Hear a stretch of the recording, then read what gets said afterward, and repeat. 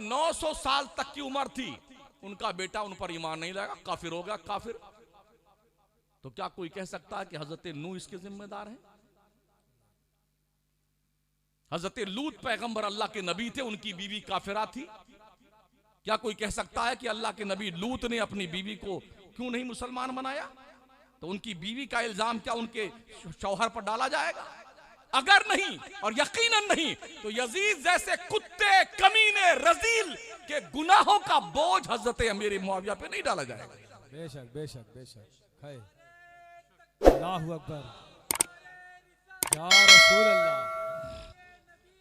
जन्नती जन्नती जन्नती जन्नती जन्नती जन्नती जन्नती जन्नती जन्नती जन्नती जन्नती जन्नती जन्नती जन्नती जन्नती जन्नती।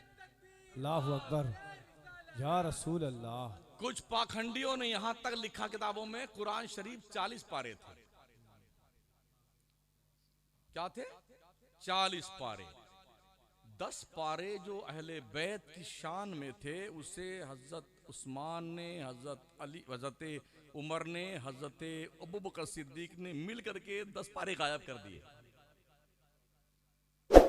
10 पारे गायब कर दिए। उन दोस्तों से इतना ही कहना है, अगर हजरत अबू बकर, हजरत उमर, हजरत उस्मान ने 10 पारे गायब कर दिए थे, तो इनके दुनिया से कूच कर जाने के बाद 6 साल हजरत अली ने हुकूमत की थी, तो वो 10 पारे ढूंढ के लाने चाहिए ना। हजरत अली ने 6 साल हुकूमत की है, इमाम हसन ने 6 महीने करी है, तो इनको ढूंढ के लाना चाहिए वो जो 10 पारे अहले बैत की शान में थे। अल्लाह ने मौका दिया ना उन्हें।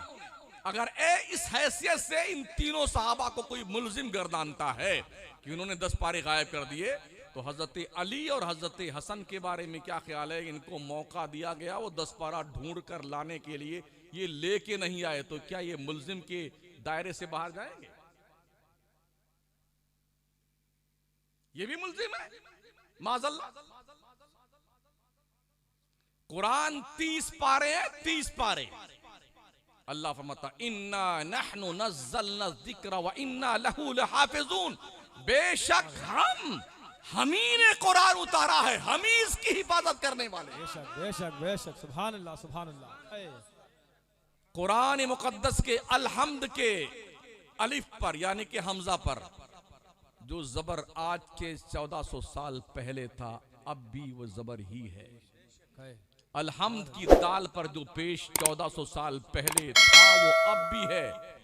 दुनिया एड़ी से चोटी का जोर लगा के थक गई, एक जबर नहीं बदल सकी, एक नुक्ता नहीं बदल सकी।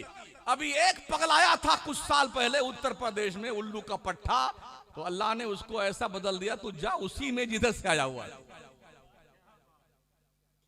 था ना लखनऊ का एक पाखंडी, ये नया कुरान लेके आए हैं, हमने ये आयतें, तेरे बाप की हिम्मत है निकालने की? कुरान मुस्तफा के दीवानों के, लाखों करोड़ों दीवानों के सीने में महफूज है, जबर जेर पेश नुक्ते के साथ। किसी का बाप भी एक नुक्ता गायब नहीं कर। बेशक बेशक बेशक, सुभान अल्लाह सुभान अल्लाह। बहुत अच्छे बात, जिंदाबाद जिंदाबाद जिंदाबाद जिंदाबाद। अल्लाहु अकबर, या रसूल अल्लाह। बहुत क्या लॉजिक है कि 10 पारे गायब कर दिए? थोड़ी देर के लिए हम तुम्हारे साथ में हैं, तो पूछ लो हजरत मौला अली से किधर गए वो? आप भी तो हुजूर के घर में परवान चढ़े थे। हजरत अली को मेरे मुस्तफा ने एक हैसियत से गोद लिया था। नबी के टुकड़ों पे अली पले हैं, नबी की तरबियत में अली पले हैं, नबी की मोहब्बत में अली पले हैं। खलवत भी देखी है, जलवत भी देखी है, सफर भी देखा है, हजर भी देखा है। और ये रुतबा कि हजरत रसूल गिरामी वक़ार ने अपने सबसे चहेती शहजादी सैयदा फातिमा ज़हरा को मौला अली के निकाह में दिया।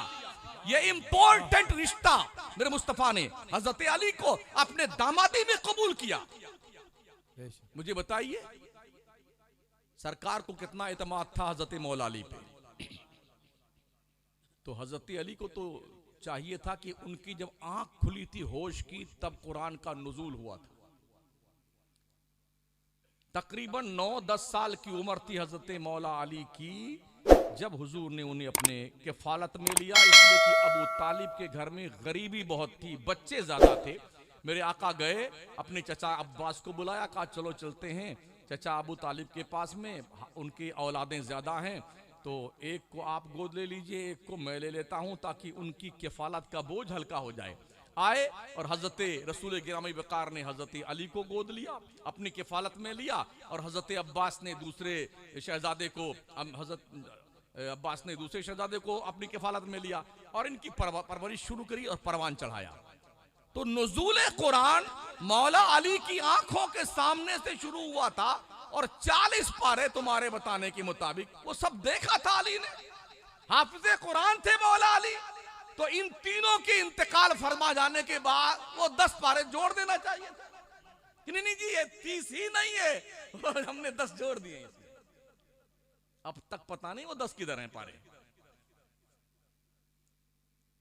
अहले बैत मुस्तफा हमारे इमाम अहमद रजा फाजिल बरेलवी रज़ियल्लाहु मौला ताला अन्हु फरमाते हैं, अहले सुन्नत का है बेड़ा पार, असहाबे हुजूर नज्म है और नाव है इतरत रसूल अल्लाह। बेशक बेशक, सुभान अल्लाह सुभान अल्लाह। हाँ, कोई भी अगर हमारे नबी के खुलफाए सलासा की शान में, हजरत अमीर माविया की शान में, अम्मा आयशा की शान में गुस्ताखी करता है, तो वो हमसे ये उम्मीद ना रखे कि हम इनकी मोहब्बत में अली की शान में गुस्ताखी करेंगे। अल्लाह कसम कभी ऐसा नहीं होगा। हम इन सहाबा की मोहब्बत में फातिमा जहरा की शान में गुस्ताखी करें, इम्पॉसिबल है, तसव्वुर नहीं, कहीं इस बात का शायबा नहीं पाओगे। इसलिए ये भी हमारे सर के ताज है, वो भी हमारे सर के ताज है। अहले बैत मुस्तफा भी हमारे सर के ताज जी। प्यारे आका सल्लल्लाहु ताला अलैहि वसल्लम के प्यारे दीवानों, एक बात ये भी फेंकी जाती है कि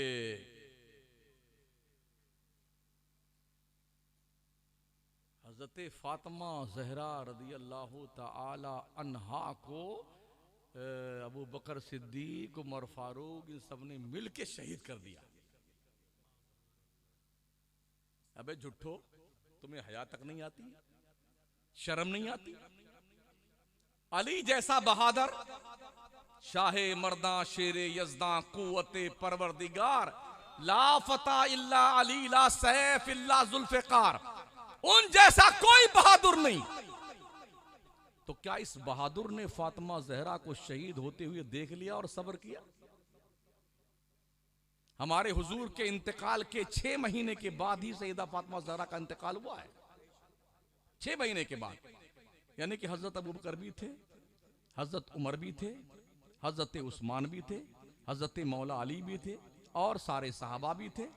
तो हजरत अली ने अपनी बीवी को अबू बकर सिद्दीक, उमर फारूक, उस्मान गनी के हाथों कत्ल होते हुए देखा और आंखें बंद किए रहे। नहीं कत्ल कर दो, हम तो चुपचाप बैठे हुए हैं। अरे कुछ हाथ पैर तो मारना चाहिए यार। आप घर में कोई डकैती करने आ जाए ना, तो क्या आप ऐसे लूट के जाने देंगे? आप उस वक्त तक दिफा करेंगे, अपने माल को बचाने की कोशिश करें जब तक आपके हाथ पैर कट ना जाए, टूट ना जाए, जान ना चली जाए, जाने नहीं देंगे आप। तो क्या हजरत अली ने अपनी बीबी फातिमा ज़हरा को शहीद होते देखा इन तीनों के हाथों से, तो आंखें मूंद के बैठे, नहीं अच्छा कह रहे थे, ठीक है शहीद कर दो। कितने बड़े झूठे हो तुम लोग यार, कहां से गोटी लाते हो मियां, कहां से उठा करके? काबा किस मुंह से जाओगे गालिब, शर्म तुमको मगर नहीं आती? सैयदा फातिमा ज़हरा हुजूर के इंतकाल पुरमराल के बाद 6 महीने के बाद इंतकाल हुआ था। इसलिए कि जब मेरे आका अलैहिस्सलाम के विसाल का वक्त करीब आया, सैयदा फातिमा ज़हरा बारगाह मुस्तफ़ा में हाजिर हुई। आका करीम की कैफियत देखी, आंखों से अश्क जारी हुई। मेरे आका अलैहिस्सलाम ने फातिमा ज़हरा के कान में कहा, बेटी मेरे इंतकाल का वक्त करीब आ गया है। रोने लगी। फिर सरकार ने फरमाया, बेटी मेरे बाद में सबसे पहले तुम मेरे पास आओगी। तो हजरत फातिमा हंसने लगी, हुजूर का इंतकाल हो गया। अम्मा आयशा ने एक दिन पूछा, फातिमा बेटी ये बता, जब हुजूर ने तेरे कान में कहा था तो तुम रोने लगी थी, क्या कहा था? फिर हुजूर ने तेरे कान में कुछ कहा, तुम हंसने लगी, हुजूर ने क्या कहा था? तो फातिमा ज़हरा ने यही बताया था कि माँ आयशा, पहले हुजूर ने मेरे कान में कहा कि मेरा इंतकाल होने वाला है तो मैं रोने लगी। फिर हुजूर ने कहा कि मेरे इंतकाल के बाद मेरे अहले बैत में से सबसे पहले तुम मेरे पास आओगी इंतकाल करके, तो मुझे खुशी हुई। तो 6 महीने के बाद सैयदा फातिमा ज़हरा का इंतकाल हुआ। आलम इस्लाम में कहीं भी इसका प्रूफ नहीं है, कहीं भी, कि फातिमा ज़हरा को कत्ल किया गया या शहीद किया गया। माज़अल्लाह। तीसरी कौड़ी लाते हैं दूर की। पहले खलीफा अली थे। क्या थे? अलीउन वलीउन बिला फसल खलीफा। प्रूफ हजरत सरकार सिद्दीक अकबर, ये याद रखिए, काम आएगा जिंदगी में। सिद्दीक अकबर रज़ियल्लाहु ताला अन्हु वारदाना, हुजूर के इंतकाल के वक्त सरकार कई दिन तक बीमार थे, कई दिन तक बीमार थे। तो मेरी सरकार ने हजरत आयशा को बुलाया, कहा आयशा,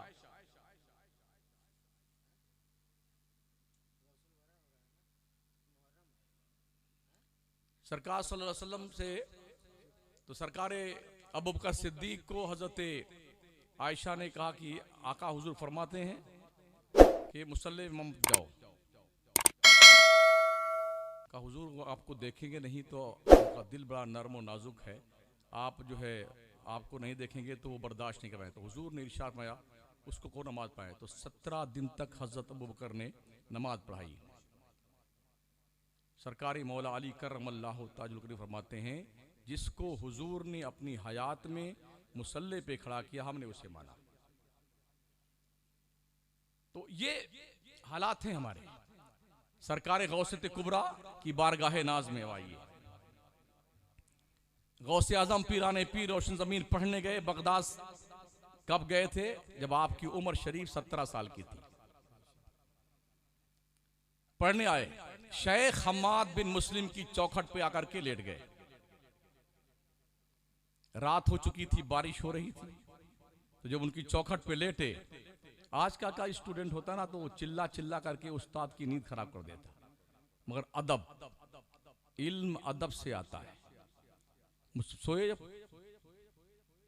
रात में तहज्जुद के वक्त हजरत शेख हम्माद बिन मुस्लिम, क्योंकि सबसे बड़ी दरसगाह उस वक्त बगदाद में उन्हीं की थी, वो उठे तहज्जुद के वक्त, दरवाजा खोला, शेख अब्दुल कादिर जिलानी उठ के खड़े हो गए। तो हजरत हम्माद बिन मुस्लिम ने कहा बेटे अब्दुल कादिर जिलानी करीब आओ। सीने से लगाया, कहा आज जो इल्म हमारे पास में है ये तेरे सीने में मुंतकिल होने वाला है। शेख ने कहा उस्ताद गिरामी कदर, ये बताइए हमारी मुलाकात इससे पहले कभी आपसे नहीं हुई, हमारा नाम किसने बताया आपको? शेख हम्माद फरमाते हैं बेटे जिस रब ने तुझे मेरी चौखट पे भेजा है ना, उस रब ने मुझे बताया मेरा बंदा तेरी चौखट पे आया हुआ है। पढ़ने लगे शेख अब्दुल कादिर जिलानी। पढ़ते पढ़ते पढ़ते पढ़ते शेख से पूछा गया आपको कब पता चला कि आप अल्लाह की वली हैं? तो शेख अब्दुल कादिर जिलानी फरमाते हैं कि जब मैं दरसगाह में जाता तो रिजालुल गैब की तरफ से आवाज आती अल्लाह के वली के लिए जगह खाली कर दो। सुभान अल्लाह, सुभान अल्लाह। तब मुझे पता चला कि अल्लाह ने मुझे मुंतखब किया है, वली बनाया है। गौसे पाक पढ़ते रहे और शेख हम्माद बिन मुस्लिम ने अपने इल्म का खजाना उनके सीने में उड़ेल दिया। एक दिन हजरत शेख हम्माद बिन मुस्लिम अपने शागिर्दों के साथ दरियाए दजला के ऊपर चल रहे थे। ठंडियों का मौसम था। हजरत गौसे आजम सूफ का जुब्बा पहने हुए थे। शेख ने दाहिने हाथ से धक्का दिया और अब्दुल कादिर जिलानी दरियाए दजला में गिर गए। ठंडी का मौसम था, भीग गए पानी से, निकले बाहर, सूफा का जुब्बा निचोड़ा, फिर पहन लिया। मगर फरमाते हैं कि मुझे इतनी तकलीफ हुई ठंडी से कि बर्दाश्त से बाहर था। मैं फिर चलने लगा उस्ताद के पीछे पीछे। तो हमारे क्लास फेलू लोगों ने भी चाहा कि धक्का दे दूं मैं अब्दुल कादिर को, तो उस्ताद ने मना किया। हजरत उस्ताद गिरामी का इंतकाल हो गया और जब गौसे पाक इस मंजिल पे पहुंचे कदमी हाज़िही अला रक़बतिल कुल्ली वलील्लाह। तो एक दिन कब्रस्तान शौनेजिया के पास से गुजरे, हम्माद बिन मुस्लिम के कब्र के करीब से गुजरना हुआ तो देखा हज़रत शेख हम्माद बिन मुस्लिम को कब्र में बैठे हुए हैं। उनका एक हाथ जो है शेल है, मफलूज है, लकवा मारा हुआ। बहुत देर तक फातिहा पढ़ते रहे, देर तक। जब फातिहा पढ़ के फारिग हुए देर के बाद में, और फिर मुस्कुराते हुए आगे गए, तो मुरीदों ने पूछा, हुजूर आज से पहले इतनी लंबी फातिहा तो आपने नहीं पढ़ी किसी की, आज क्या वजह थी इतनी लंबी फातिहा आपने पढ़ दी? तो फरमाते, बेटे कितने साल का मामला है, जब हम अपने उस्ताद के साथ दरियाए दजला के पुल पे चढ़े हुए और जा रहे थे, हमारे उस्ताद ने हमें धक्का दे दिया था। उसके बदले में अल्लाह ने उनका हाथ शिल कर दिया। जब इनके कब्र के सामने से गुजरा तो उनका हाथ मफलूज है। जन्नत की नेमतें तो हैं, मगर हाथ दाहिना जो है वो शिल हो गया है। मेरे उस्ताद ने कहा, बेटे अब्दुल कादिर याद है तुझे, मैंने तुझे धक्का दिया था तेरी आजमाइश के लिए। मुझे पता था तू सब्र और इस्तिकामत में पहाड़ से ज्यादा सख्त और अटल है। मैंने तुझे धक्का दिया था, जिस हाथ से धक्का दिया था अल्लाह ने उस जुर्म की पादाश में मेरा हाथ मफलूज कर दिया है। बेटे